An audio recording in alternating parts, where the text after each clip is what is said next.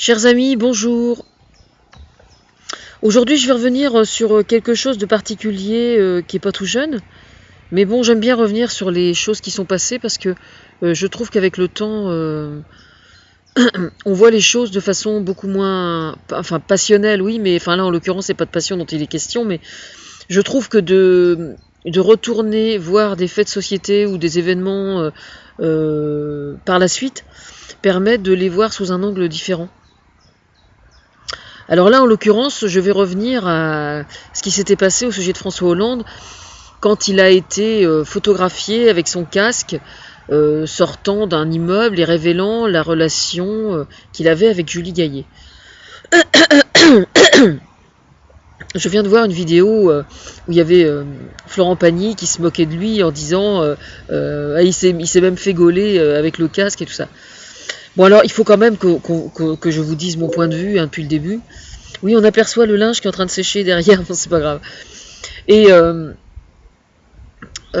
moi, je sais depuis le début, bien évidemment, que le fait qu'il se soit fait gauler, entre guillemets, avec un casque non intégral, ça prouve tout simplement une chose, c'est qu'il ne se sentait pas coupable.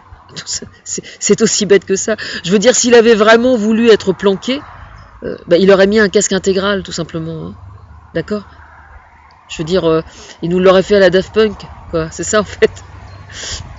Voilà. Alors, pour quelle raison a-t-il fait ça ? Tout simplement parce que il se sentait pas coupable, déjà dans un premier temps. Ça, c'est la première chose.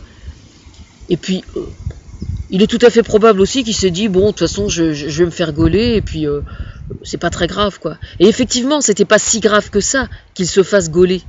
Parce que en fait, ce qu'il faut bien voir, c'est que ça a été l'occasion de donner de lui une image plus classique, en fait, aussi étrange que ça puisse paraître.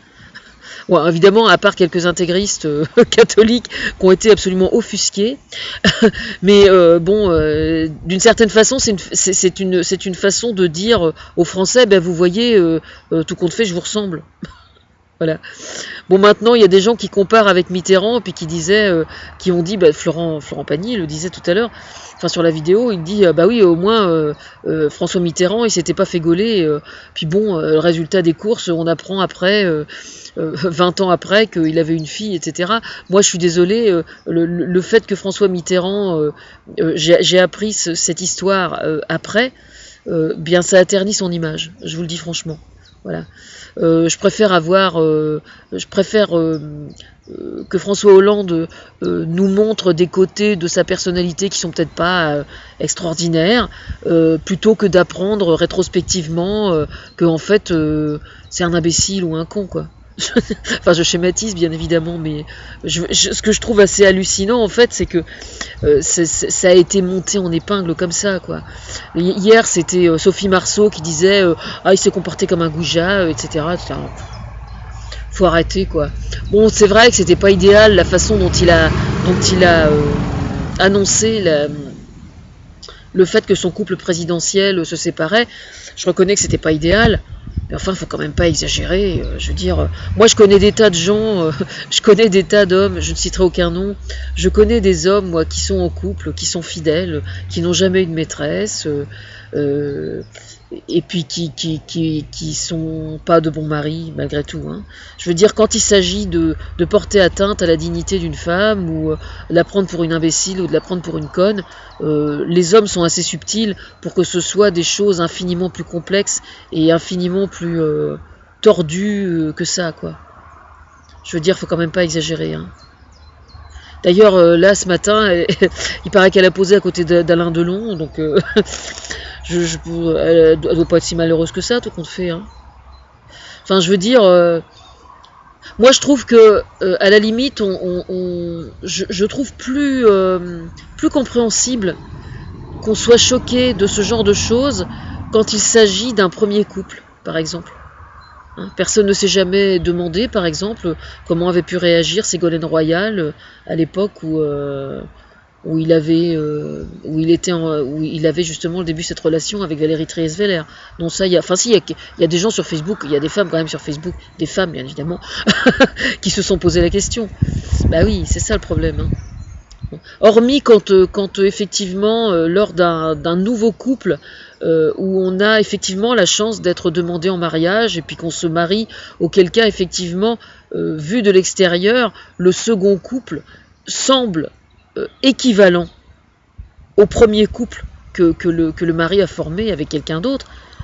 Effectivement, dans ce cas-là, pour moi, c'est absolument pas un sous-mariage ou un sous-couple, etc. Non, absolument pas. Mais malheureusement, autrement, je vois pas pourquoi on s'offusquerait particulièrement, quoi. Genre, moi, je connais des tas de mecs qui se comportent vraiment de façon dégueulasse avec des femmes.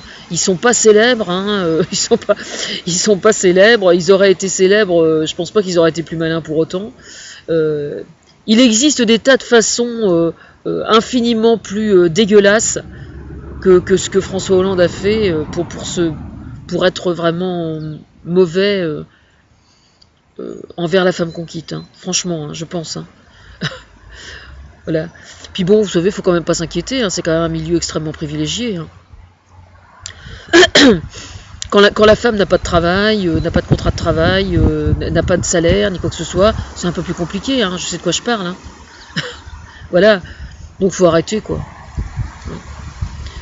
En fait, c'était aussi un peu une façon de mener la presse et les paparazzis et tout ça en bateau, je pense. Ça occupait le terrain, quoi. Parce que quelquefois, quand même, il faut reconnaître que la presse... pourtant, Dieu sait que je suis attaché à la liberté de la presse, mais faut reconnaître quand même qu'il y a quand même pas mal de journalistes qui aiment bien fouiller dans la merde. Hein. Quand même, hein. Oui, bah oui, c'est comme ça. Hein. Je vois pas pourquoi je ferais des cadeaux à quelqu'un. Hein. Qu'on m'embauche et puis après on discutera.